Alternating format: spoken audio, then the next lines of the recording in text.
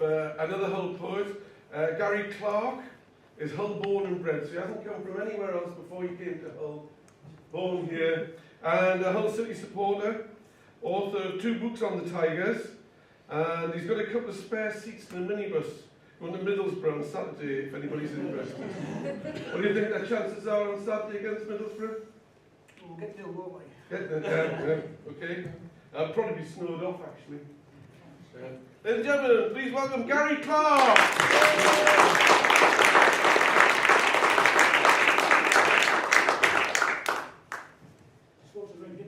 Anything else on there, so don't worry.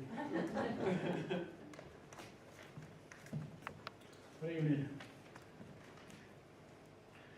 Right, on the theme of mothers, you know, I wanted some mother poems tonight, and I've got one as well. And my mother died 2 years ago. You know, I see more of her now than I did then, because I see her in the sleep occasionally. And I talked to her when I was two, so here it is. Mothers. I saw my mum last night, and I spoke to her in my sleep. When she spoke to me, said we had the best days of our lives and we were very lucky.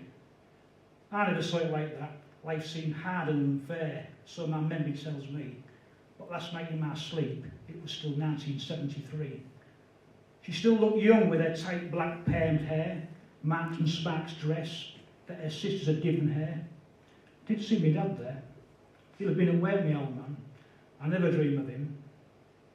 I suppose he wasn't that old then, perhaps the same age as me, as I am now.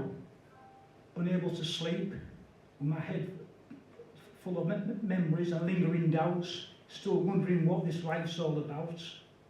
I told her I loved her once, when I was drunk.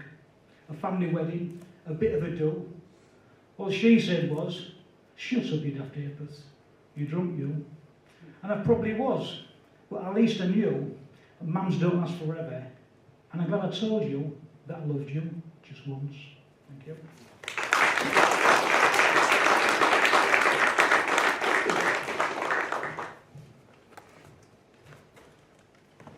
I've got a small job with the council, and this next poem's about that. I take foster kids, you know, and to and from homes and places, and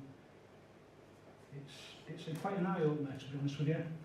Oh, it's called Undeserving Heroes. I've got a bit of stuttering though, so you've got a bus to catch. I've got you there now. Undeserving Heroes. Sometimes I wish I had a hero, and sometimes I think it's quite sad. Someone to look up to, wishing I had what they have. And heroes can be disappointing, especially to a 6-year-old lad, all blonde hair and innocence, sat quietly in the back of a taxi cab to spend an hour with his dad.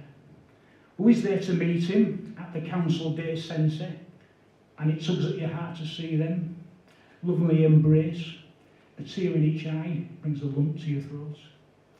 He's painted a picture which he clings to his chest, of a home with a garden and the sun in the sky, a child's wishful thinking how his life ought to be, if only he wasn't a part of a malfunctioning family. Dad has a new tattoo, made in Hull, proudly across his neck, brand new Ben Sherman, black and white small check. Nothing for his son, no presents to give, and before the tears have dried, he wants to be on his way. His little boy unaware, as his dad looks at his watch, the novelty of seeing his son already worn off. So heroes can be disappointing to a 6-year-old lad, as his dad rushes off. I love you, son, with a hollow sound, his weekly duty done, the 1 hour a week he spends with his son. Back in the taxi, sat all alone, counting off the minutes till next time he can see his dad, an undeserving hero, who's selfish to the core. Until his son is older, he won't want to see him anymore. Thank you.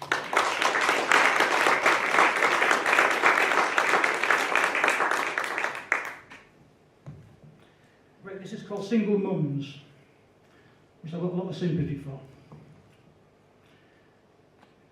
It's a lonely life for a single mum, an empty purse when the shopping's done, beans on toast every night for tea, the staple diet of a one-parent family, with debts piling up and her disco nights long gone, but still her baby sleeps soundly on, and she's beautiful and clean.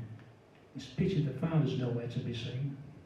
A pile of brown envelopes stacked behind the clock, final reminders and threats have been cut off. It's a struggle keeping body and soul together, a young girl alone at the end of her tether.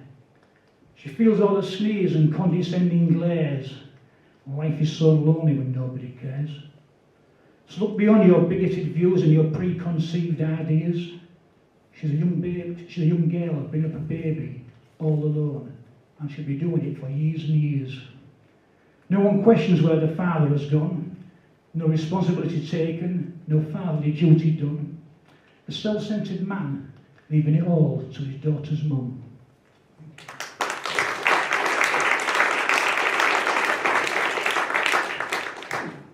I've got a fondness for the local football team, and if you cut me in half on black and amber, it's not my heart, it's my liver. There's a wife in tonight because you shouldn't be listening to this. I used to be a football hooligan, mate. I travelled the country fighting for Hull City.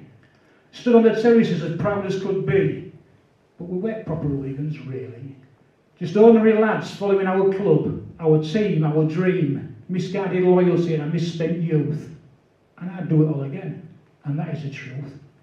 Because you insult my team, and you insult me. My home, my birthplace and my family.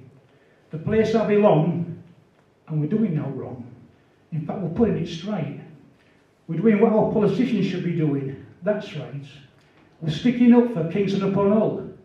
Yeah, sticking up for Hull. Now tell me we're doing something wrong, because I don't see many taking that job on. And perhaps if the hooligans rule the asylum, we might see a few more jobs on the horizon. There's no wrong with being... Sorry, start again. There's no wrong with being proud of your city and singing it out loud, and if more of you did, perhaps you feel as proud as those lads on the terraces surrounded by the police, hounded by the press, and filmed on CCTV, dragged in front of the courts, a disgrace to the community. Just working class lads, yeah, fighting for Hull City. Why should the nation laugh at us in Hull? I take it personally, and I hope you do too.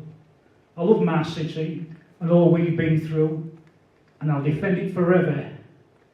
I just wish Lexa Prescott would have done so. Thank you.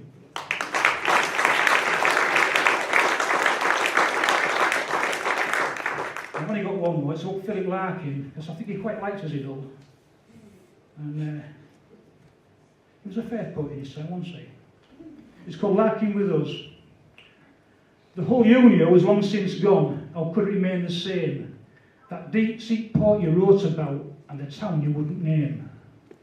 The grim-faced headscarf northern ways with Kathy Kirby lips, dusty Springfield peroxide blondes and Elsie Tanner's tits, Teddy boys in sky blue suits and winkle picker shoes, 3-day millionaires with cash to flash, all part of the Hull we would lose.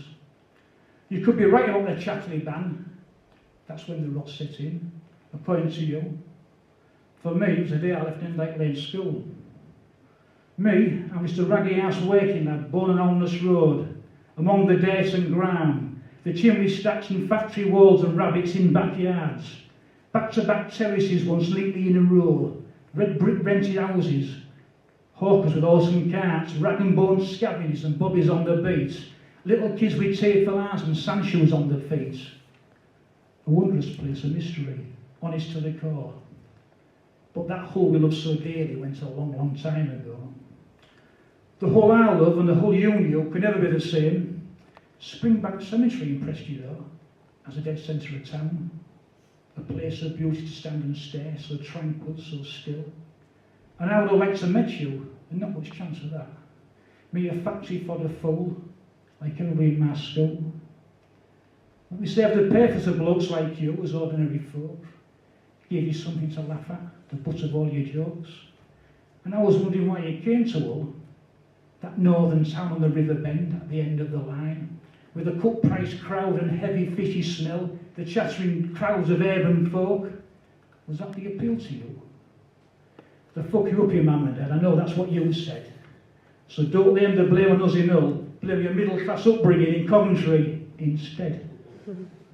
We have enough crosses to bear with our residents from row estates in cheap suits and red plastic cutlery kitchenware, tattoo shops, statues, spires and cranes, that surprisingly large town where it always seems to rain. So we are a bit alike, I don't suppose you would agree. But you know what, this isn't out loud bravery in a friend. Blokes like me were fucked up the day we left Edinburgh maternity. Thank you very much.